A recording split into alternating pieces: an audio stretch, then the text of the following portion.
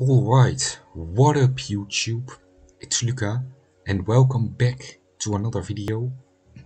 So in this video I kind of want to do an idea that I've tried out before but couldn't get it to work. If you've been following my channel for a little bit, then you might remember in one of the update videos, I don't know which one, I take breaks a lot and then make update videos about where I've been. But in one video I mentioned that I was gonna make a this video tiering all the Minecraft overworld biomes.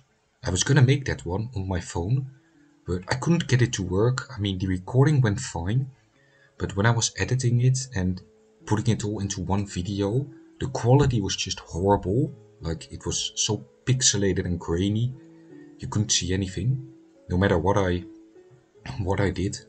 So I had to cancel it. But now that I've figured out how to record videos like this, I can have another shot at it, another chance, my chance at redemption, basically. So that's what we're gonna be doing today. I've got 27 biomes. That's not like specifically all of them. I mean, I left out some of the variants and some biomes that I thought were too similar to others. So like, for example, here you've got the warm ocean just as a whole, not distinguishing between the coral biomes and the warm ocean biomes without coral. And here we've got the cold ocean biome, which is kind of a group consisting of several other biomes, because, you know, if you see here, I've got the wiki open, so I can discuss some things using that as well. But as you can see, if we go down to aquatic biomes, which is quite a while down. Yeah, so as you can see, you've got like the warm ocean, the lukewarm ocean, the deep lukewarm ocean, and then you've got ocean, deep ocean, cold ocean, deep cold ocean, frozen ocean. So there's a lot of variants, so I've kind of like grouped them together and or left them out. So for example, this cold ocean is just like a group together of all of these. So yeah, and today I'm gonna be tiering these.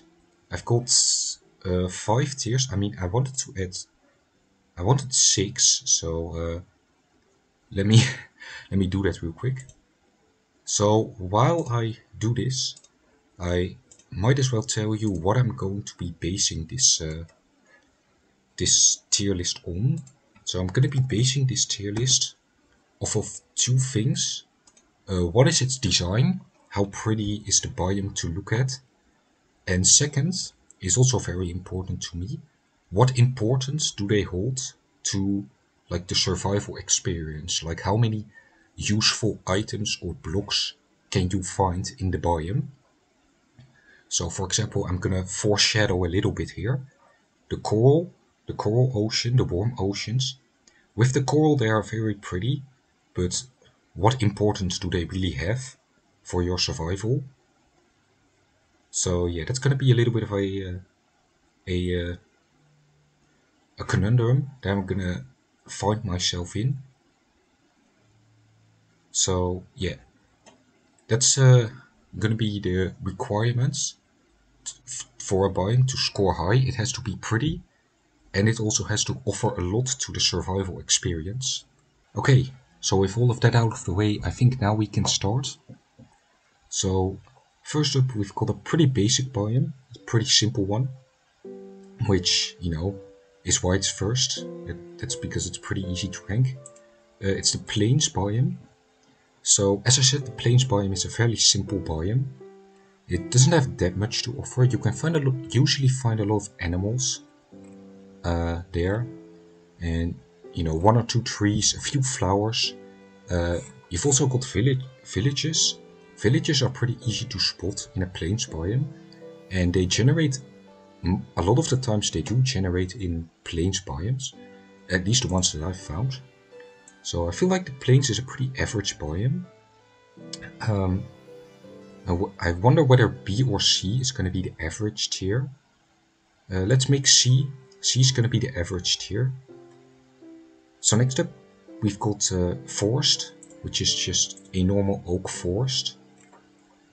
And Yeah, I mean, the oak forest, its design is nothing spectacular, but on the other hand, you can harvest a lot of wood here. And I mean, wood is wood. Wood is very important within your survival. And yeah, you can find bees as well, which, I don't really know how important that is. I mean, I've never really used honey all that much. You can also find some flowers and some animals. So yeah, I feel like because it offers wood, it gets an edge over the plains biome. And put it in B tier, it's above average because it offers something that's very important in your survival, which is wood. So next up we've actually got like a variant of the forest. It's the flower forest. So the flower forest is essentially a normal forest, but it has, as you can see, it has a large amount of flowers. So yeah, I mean, flowers, is that really that big of a deal? Like, flowers isn't that much of a game changer when it comes to actual survival.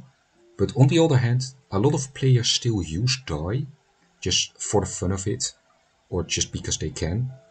Like, yeah, even though it's not necessary for your survival, it's still something that you often use, which is, why I felt the need to differentiate them. I still don't think that gets it an edge over the forest biome, or the normal forest biome, so I'm putting them both in the B tier. Now after that, we've got the birch forest biome, which, I mean, it's not that different from the normal oak forest, with the exception of what tree type or wood type it offers. And yeah, all it's got going for it is the old growth birch forest with the taller trees, which, does mean that you get more wood from the trees. But yeah, besides that, the birch forest and the oak forest are pretty much the same, with the exception of like the wood type that they offer. Now I like oak wood more than birch wood, but that doesn't mean I'm gonna like bump birch wood down. As I said, wood is wood, and wood is very important. After that, we've got the dark oak biome. Now this one actually does have some substantial differences when compared to the other forests that we've already talked about. So you've got the dark oak wood, which I think looks pretty good. It's also had, those huge trees, so you're gonna get a lot of wood out of here. You've also got these giant mushrooms, which, mushrooms, not incredibly important, but they're important when you want to make fermented spider eyes to, cure a zombie villager, which is something that experienced players are gonna want to do. So yeah, and on top of that, you can find the woodland mansions in the dark oak forest, which is, a randomly generated structure that you're generally very happy when you find one. And also, I don't know if this is like a general opinion, but I think the dark oak biome looks pretty good. Like, I think it has a really interesting design that works out really well for it. Yeah, I really like this biome, and like, this might be a controversial opinion, but I think this is one of the best biomes in all of Minecraft, and it's gonna be our first S tier of the day. I don't know how, like, the general player base might feel about that. What do you think about the dark oak forest? Do you also like appreciate it as much as I do, or do you, you know, do you not see it so, do you not value it so highly? Anyway, moving on, we've now got the swamp. So the swamp is another interesting biome, and another one that I kind of like. So the swamp, I think, also has a pretty cool design, especially in bedrock when, like, the water changes color to make it look more muddy. I think you know, I think it's just a pretty cool design. But the interesting thing about swamps is that they're the only biome with the, you know, except slime chunks where you can actually find slimes. Now, slimes, how important slimes, getting slime balls are, kind of depends on, you know, what type of player you are. If you're gonna build a lot of like redstone farms, then slimes are very important. But if you're more of a casual player, you probably won't really bother that much. But I think every player builds like at least one farm. And I'm saying that with quotation marks because, you know, some farms are more complicated than others. But yeah, I think slimes are pretty important. And considering they're so rare, having this biome where you just, you know, can just find and collect slime balls is very valuable. Also, you can find a lot of, you can find witches, you can build a witch farm, which I've never done myself personally, but I heard they're super efficient at gathering, you know, different amounts of resources, like glowstone, sugar, whatever else a witch drops. So I think this biome is actually pretty good. I'm gonna put it in the A tier. And yeah, I really appreciate it. It's got a lot to offer. So then we also have the Mangrove Swamp, which is like a variation of the swamp.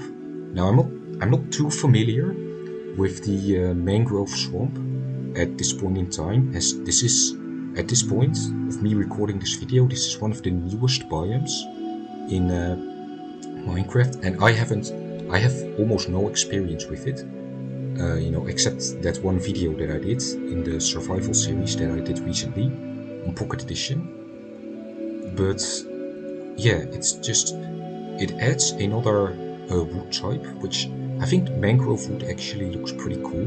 It's got a nice color to it. And okay, that's interesting. Slimes actually do spawn here. I wasn't sure whether or not they could. So yeah, you know what? I think based on that, the Mangrove Swamp is also gonna go in S tier.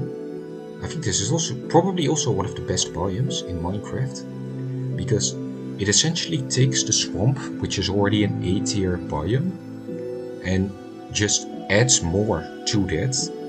So yeah, this is essentially a swamp which is already A tier, but just with more. So I think that's enough to warrant it a spot in S tier. Tell me what you think about that as well. Next up we've got the jungle. So the jungle, I think the jungle is a pretty good biome. Most people probably think that the jungle is a pretty good biome. Here we go. So the jungle has a lot to offer, and it's got a good design. I think most people would probably put this one in S tier because, you know, of everything you can find. You can find melons, you can find cocoa beans, and you can find a lot of different animals, parrots, pandas and ocelots, which are, yeah, pretty much native to the jungle. You can also find jungle temples, and overall, this biome has got a lot to offer. I mean, personally, I don't think it's S tier quite yet. I'm gonna put it in A tier, which is still pretty high. I mean, I like the jungle, but I don't really like adore it. I feel like often when a jungle goes on a little too long, like the jungles are way too big. So, you know, whenever you find a jungle, you're seeing nothing but jungle for like the foreseeable future. And that's like the one knock I have against it. But yeah, it's still a very good biome, I would say. Right, next up we have the taiga, the normal taiga forest, which I think is also good. I'm also gonna put it, in fact I'm also gonna put it in A tier. So I feel like people don't really appreciate like that the things that a taiga offers, because the taiga has a lot to offer. You can get berries, spruce wood, which is, you know, arguably the best or like the second best wood type in the game, based on aesthetic, you know. And yeah, you can find a lot of villager outposts, You can find foxes, wolves, that's another big one. Yeah, like I said, I don't feel like people appreciate enough what this biome actually offers. And yeah, I feel like that explains enough. The taiga is better, I feel like, than the oak and the birch forest. Because, you know, you can find wolves in a taiga biome, you can find foxes, berries. So like I said, it's got a lot more to offer that the other forests don't. And that's why I'm putting it this high. And then we've also got this variant of the taiga, the mega taiga, as a lot of people call it. And I think this is going to be another S tier biome. So it's essentially the same relationship with the swamp and the mangrove swamp, where the mega taiga takes the taiga, which is already a good biome, and just adds more to it, which, you know, gets it a tier up. Let me see. So compared to a regular taiga, the differences are actually not that impactful. I mean, you've got pothole, which is a pretty rare block, all things considered. And yeah, that's basically it. I mean, you can find dead bush and mushrooms, which I guess the mushrooms is nice for reasons I talked about earlier with the dark oak forest. But yeah, I think the design of the mega taiga is also very good. I think this biome is very pretty.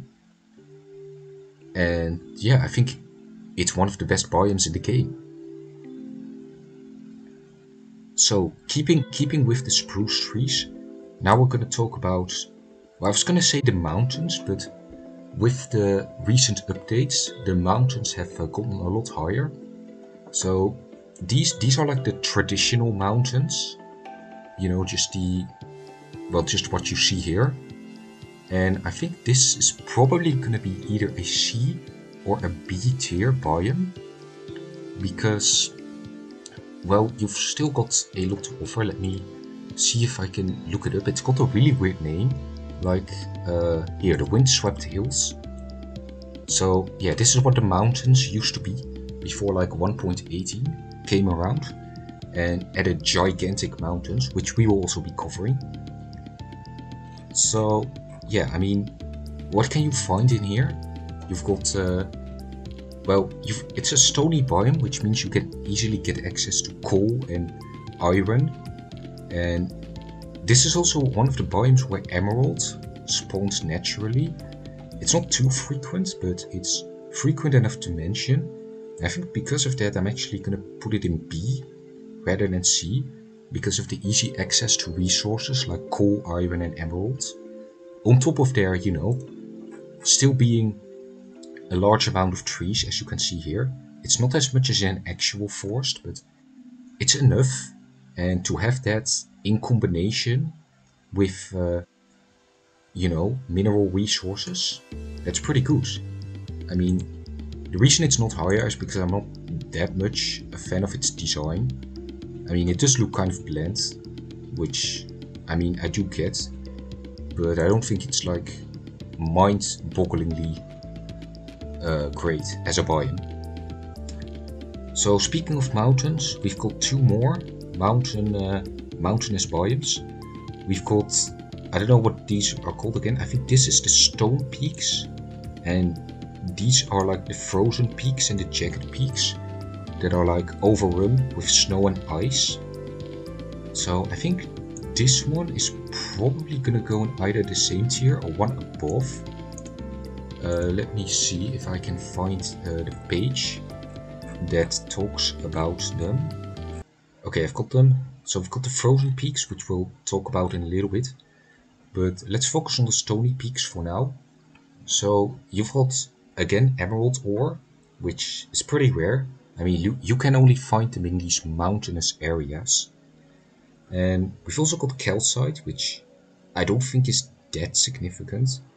Basically, the only difference between this and the one that we just covered, like these windswept hills, is that these are much larger and more imposing, and they have calcite. And are those really like enough to differentiate them. I don't think so for now.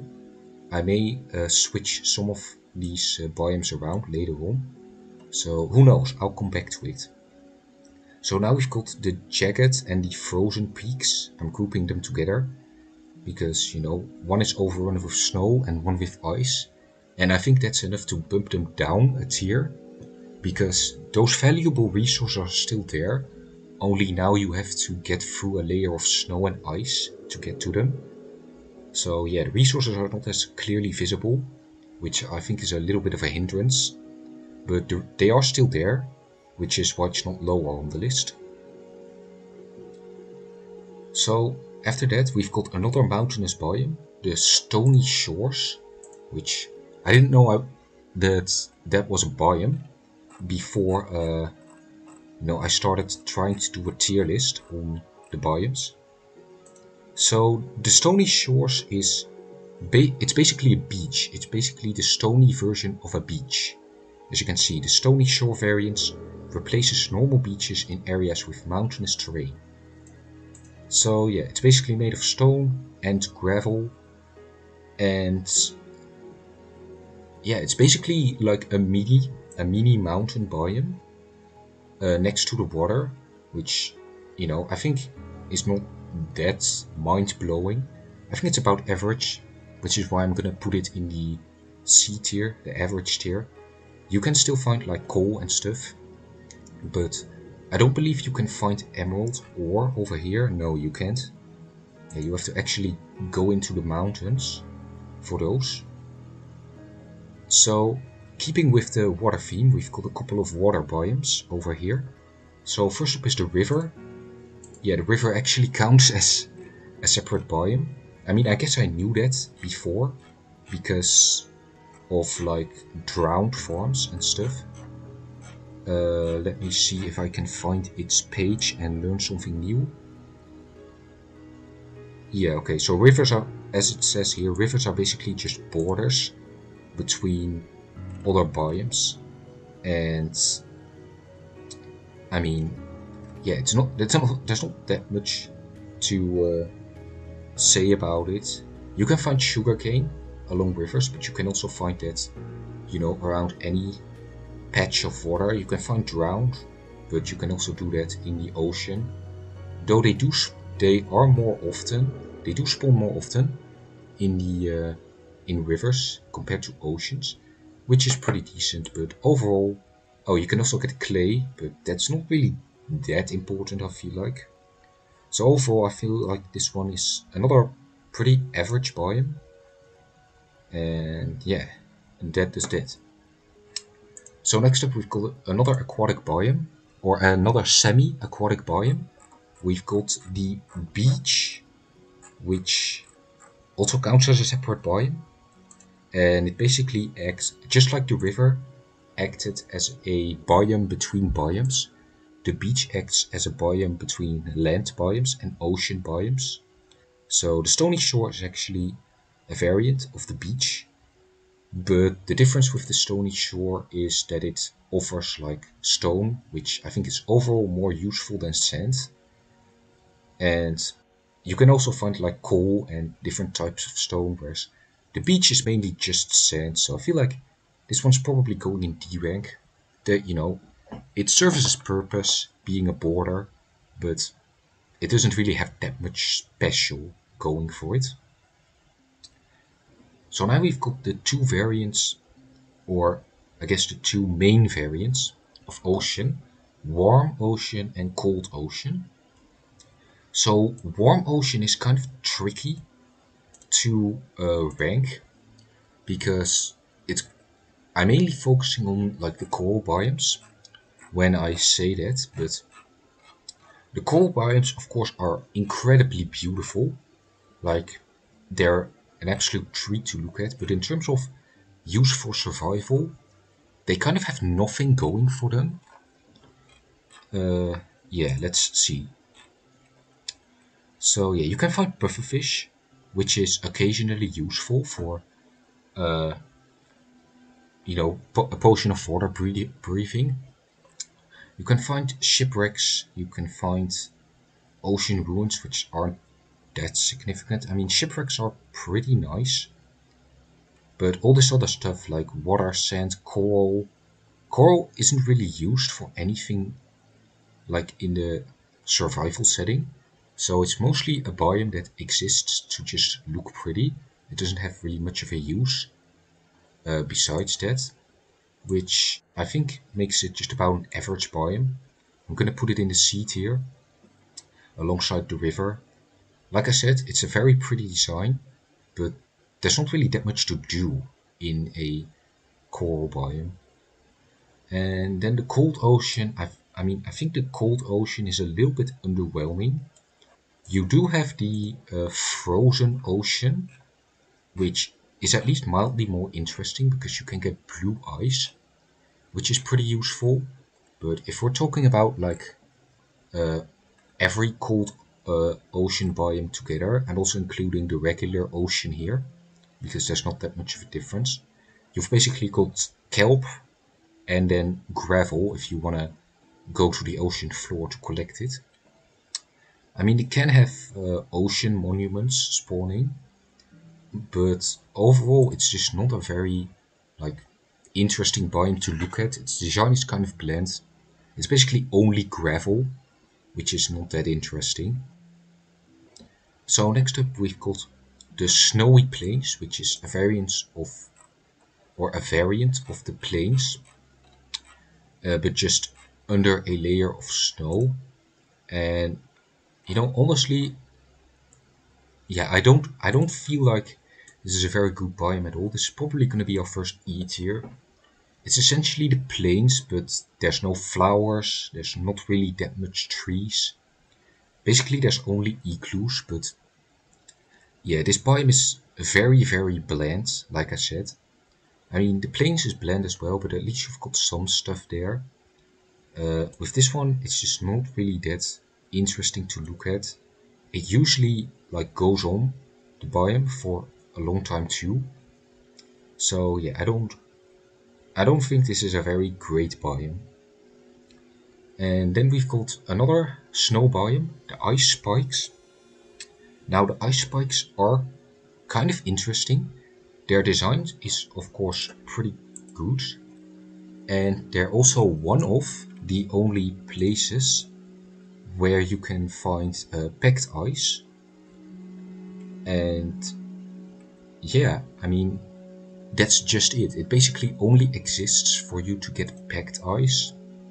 And on the other hand, its design is very pretty. I'm probably gonna put this one in the B tier. I probably would have put it up in the A tier, but with the recent updates, you've now got like the snowy peaks and the frozen peaks, which also allow you to get packed ice very fast. So the value of this biome has kind of depleted. Of course, it also comes into play whether or not you actually want to harvest packed ice, because people are not really going to do that unless they want to build like large item transportation, which, there's not that much people, or, the vast amount of people probably wouldn't do that. But yeah, I still applaud it for its design, so it's at least better than average. And then we've got the Mushroom Islands, which honestly I'm probably putting in the same camp. It's got a very interesting design, but in terms of use for survival, it's kind of limited. I mean, you've got the mushrooms again, which you're not going to be making use of too much, but if you do, you're happy to have like a mushroom biome nearby, because they can be a pain to find elsewhere. You've also got the mushrooms, which are, mobs that are only native to this biome, and they're kind of interesting. I won't call them too useful. I mean, you can milk them for mushroom stew to have an essentially infinite food source, but mushroom stew is not stackable, which kind of makes it inefficient compared to like more traditional methods of food gathering. So yeah, it's kind of the same situation as with the ice spikes. I applaud it for its interesting and unique design, but their uses for survival are kind of limited. So next up we've got the Savannah biome, and I don't really like this biome all that much. I'm probably gonna put it in the D tier. Yeah, like the Savannah biome, I don't know, I never really cared much for it. And yeah, what can you find there? You can find villages and pillager outposts, which I guess that's nice. But yeah, its design isn't that great. I feel like the trees look a little bit weird. And yeah, in addition to that, acacia wood I think just doesn't really look that great at all. It's probably my least favorite wood type. Yeah, I don't know. And besides that, you can't even find like flowers or something in there. I mean, you can occasionally, but a lot less often than, you know, in the core forests. So yeah, I've just been never really been a fan of this pseudo forest at all. I mean, it's not really forest, which savannas aren't forests in real life. But yeah, like I said, never really been a fan of this biome. So we're getting down to the final 5 now, and next up we have the desert. And controversial opinion, possibly. I don't think the desert is a good biome. It probably joins the snowy plains as the 2 worst biomes in Minecraft. I just don't feel like the desert has I feel like the desert barely has anything to offer. It's got a load of sand, it's got cactus, which is, you know, basically only used for green dye, and maybe some, you know, XP farms with furnaces or something. And I mean, you can find desert temples, which are unique to this biome, and they can have some pretty great loot. But then again, deserts are usually pretty vast, and you have no wood, which, as I said before, wood is very important for your survival. So that's a big yeah, that's a big negative point. And I mean, you've got dead bushes for sticks, but that's not the same. And yeah, like I said, like the description is saying, it's just really quite barren, which I'm not really a fan of. I mean, yeah, this just doesn't really look appealing to me as a biome. Like I get why they wanted to include a desert in an open world game. That just kind of makes sense to include such a biome. But you know, there's not really much to find in terms of, you know, use for your survival. But we do have a variant, or I guess variant with quotation marks, of the desert, which is the Badlands with the red sand. And this one actually has a lot more going for it over the desert. I'm probably going to put it in the C tier. I think that looks that's about right. So the Badlands, what the Badlands have going for them is you can find wood pretty easily because they've got a lot of exposed mine shafts which have wood. So the wood problem is already kind of solved, not completely. It's not a perfect solution by far, but it's at least more manageable. And on top of that, another thing that's completely unique to this biome is that gold is very common in this biome. Gold ore in this biome can spawn at the surface, which makes this biome really great for gathering gold. Which, you know, gold is kind of niche, but they have tried to give it more use with the piglin barter.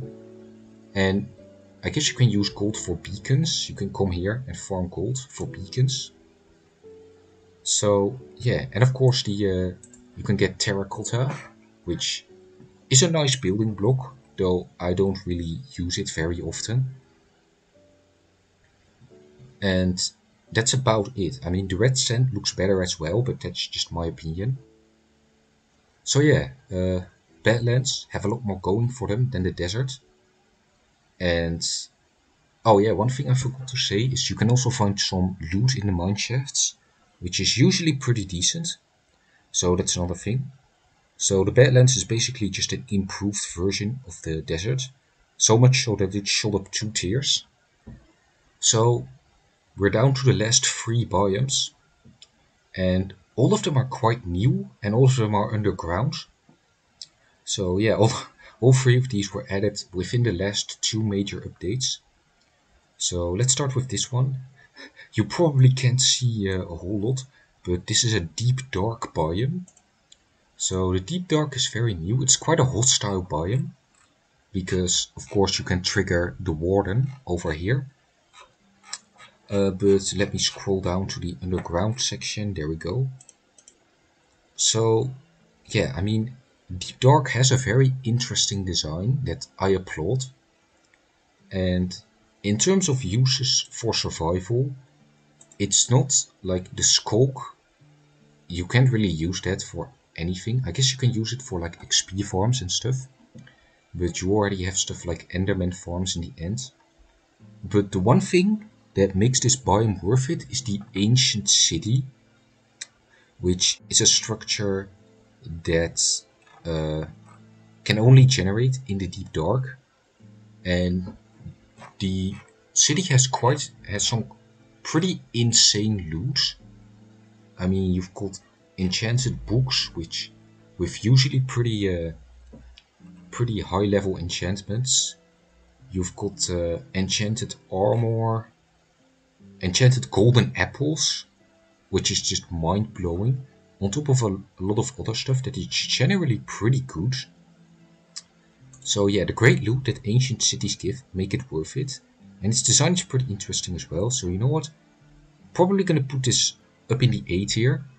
I think it's a very nice new addition to Minecraft that came with the latest update.